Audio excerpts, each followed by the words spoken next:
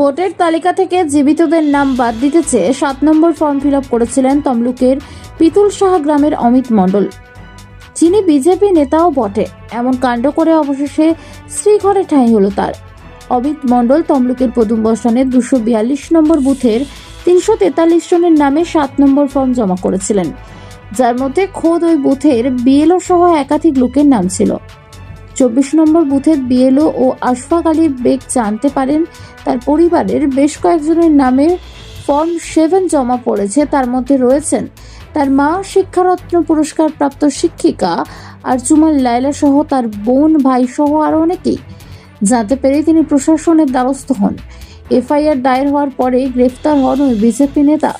তবে প্রশ্ন, যে বুথের 343 জনের নাম বাদ দিতে চেয়েছিলেন অভিযুক্ত, সেই বুথ থেকে তার বাড়ি প্রায় 12 কিলোমিটার দূরে। কিসের ভিত্তিতে ফর্ম 7 দাখিল করলেন তিনি?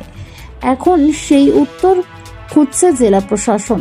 এই প্রসঙ্গে বিএলও আশফাক আলী বেগ সরকারি আইনজীবী শফিউল আলম কি জানিয়েছেন শোনাবো। আমি এখন বিশেষ মারফত জানতে পেরেছি যে আমার বুথে আমার নিজের পরিবারের সকল মেম্বার সহ আরও কিছু লোকের নামে ফর্ম 7 অ্যাপ্লাই করা হয়েছে, যে তাদের নাম কাটা হয়, কিন্তু তার প্রত্যেক অথেন্টিক। ইভেন আমার যে ফ্যামিলি আছে, আমার মা শিক্ষারত্ন পুরস্কার পেয়েছেন, আমার ফ্যামিলির অলমোস্ট সবাই পাসপোর্ট হোল্ডার। সুতরাং যারা বেঁচে আছে এবং অথেন্টিক সিটিজেন তারা, তাদের নামে ফর্ম 7 অ্যাপ্লাই করার জন্য আমি একজন যে বিশেষ ব্যক্তি করেছেন এটা, তিনি অন্যায়ভাবেই করেছেন, এটা পরিষ্কার একদম। সেই জন্য আমি তাদের প্রোটেকশনের জন্য এবং নিজের প্রোটেকশনের জন্য আমি থানায় একটা এফআইআর করি। আমার নাম মির্জা আশফাক আলী বেগ, আমি বিএলও 242। এটা শুধু এখানে নয়, এটা গোটা রাজ্য জুড়ে বিজেপির একটা প্রক্রিয়া শুরু হয়ে গেছে, যে করেই হোক মৃত মানুষদের, যারা জীবিত আছে তাদের নামগুলোকে কেটে মৃত মানুষে পরিণত করতে হবে। এই কাজের কর্মসূচি হিসাবেই কিন্তু এই কাজগুলো এরা করছে। অবাক করা ব্যাপার, যিনি বিএলও সাধারণ মানুষের হয়ে কাজ করছেন, তার পরিবারের নামেই মৃতদের তালিকায় চলে যাচ্ছে। মানে এর চেয়ে ভয়ানক জিনিস বিজেপি তৈরি করতে পারে এটা ভাবা যায় না। এবং আমাদের প্রিয় নেতা অভিষেক বন্দ্যোপাধ্যায়, আপনারা দেখছেন বিভিন্ন জায়গায় যে কর্মসূচি হচ্ছে, আমাদের র্যাম্প তৈরি করা হয়েছে, এই রকম বিভিন্ন জায়গায় রাজ্যের সারা রাজ্য জুড়ে এই সমস্ত জীবিত মানুষদের নাম যাদের মৃত তালিকায় তুলে দিচ্ছে, তাদেরকে নিয়ে র্যাম্পে আমাদের প্রিয় নেতা অভিষেক বন্দ্যোপাধ্যায় নিয়ে হাঁটছেন। সুতরাং রাজ্যবাসীর কাছে এটা একদম পরিষ্কার, রাজ্যের মানুষের কাছে পরিষ্কার, এই বিজেপি নামক রাজনৈতিক দলটা যে করেই হোক পশ্চিমবাংলার ভোটার তালিকা থেকে মানুষের নাম বাদ দেবে, তার একটা পরিকল্পনা হিসাবে এই রকম কাজ চালিয়ে যাচ্ছে। এই এফআইআর নিঃসন্দেহে একটা বাড়তি মাত্রা যোগ করলো, সারা রাজ্য জুড়ে এই এফআইআরের সংখ্যা আরও বাড়বে।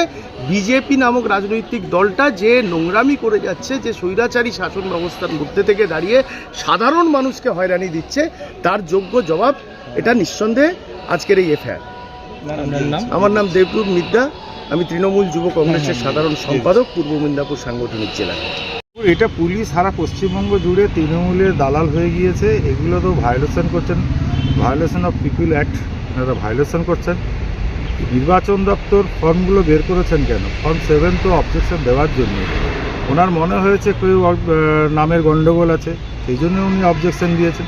কী কারণে ওনাকে অ্যারেস্ট করা হলো সেটা পুলিশই বলতে পারবেন, এবং আমরা আমাদের অ্যাডভোকেট যারা আছেন ওনারা দেখছেন কী কারণে ওনাকে কী ধারা দিয়েছেন সেটা আমরা দেখছি। কিন্তু ওনারা পিপল অ্যাক্টকে পুরো ভায়োলেশন করছেন।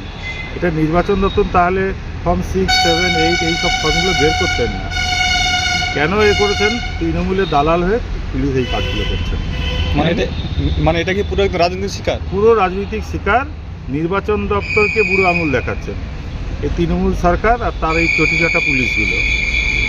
যখন ফর্ম 7 আছে এই অবজেকশন দেওয়ার জন্য ফর্ম, তাহলে উনি সেটা করেছেন, বিজেপির কর্মী অবজেকশন দিয়েছেন, কিন্তু ওনারা তো নির্বাচন দপ্তরকেই মানছেন না।